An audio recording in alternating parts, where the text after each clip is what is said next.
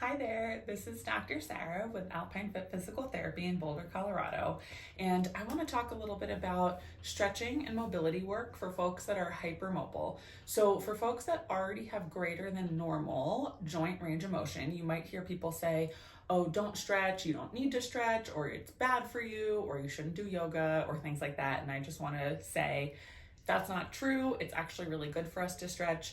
It's healthy for us to move through our full ranges of motion. It's good for our muscles, for our blood flow, for moving the synovial fluid in our joints, and for moving our lymphatic fluid, which is good for our immune function.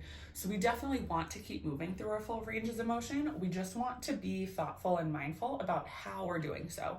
We want to do it in a safe and supportive way for our bodies.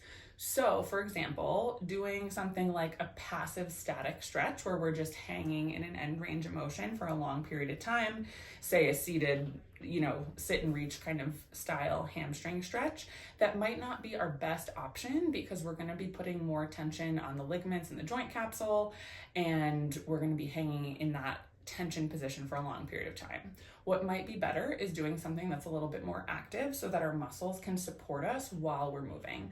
So thinking about standing, leaning forward, using our muscles to come up a little bit, coming back into the stretch so that we're active and using muscular support instead of just hanging at the end ranges of our ligaments and our connective tissue the whole time.